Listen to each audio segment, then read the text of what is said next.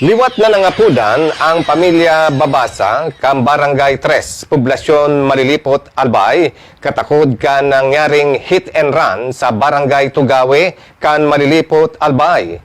Sigun kay Edgardo Babasa, agom kan nasabi ng biktima, nangangapudan siya sa mga namanwaan, pati naman sa mga motorista na tabi man ipaabot sa sainda o sa ipatura kan Malilipot PNP kung sisay man ang nakahiling kay ini. Dagdag pa niya na nangapudan man siya sa mga miyembro kan Malilipot PNP na rikasan ang saindang investigasyon tanganing matunong naman ang saindang pag-iisip kung sisay man anggad ang nasabi ng sospetsado. Sa kumpletong detalye, uyan sa tuyang report.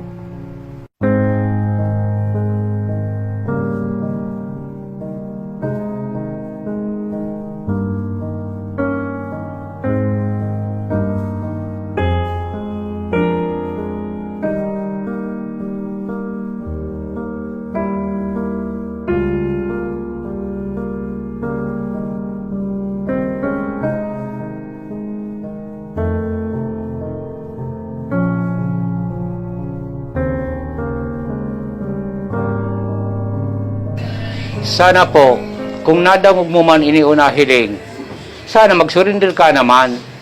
Tanagadan mo ba kung man tabi hayop, tao, officer, senior citizen na. Kaya kung ikaw may konsensya, dapat magluwas ka na. Makonsensya ka. Tasiguro ka, pwedeng may pamilya ka man o may magurang ka man. Na kung mangyari bang baga sa iman araw ka ini, nadulugan man, matiano man sabot mo. Kaya kung nangapudan tabi sa imo, kung sisay ka man, ano daw kung lumantad ka na? Sana makonsensya kang ginibo mo. Tanagong po din kamatian, pig-iban ako tapig alalayan sa nako, tapos mangyari, arog sa nakaan, nagarugin na minuto lang, nawala na kayagaw. Kaya sobrang kakulugan ko nganyang day panahali. Kamunduan, kakulugan sa buot, halos day ko nanginguturog sa pag-isip-isip kan araw kaning bagay.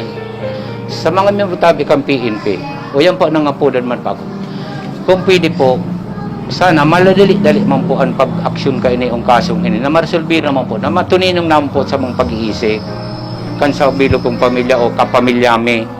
Kaya nang pag-iisip ta, ano ang siyempre sa kakulugan kay bako sa nanganak ko, mga tugang ka ini, mga tugang ko, nag-iisip man na, sana maresolve naman ang kasong ini.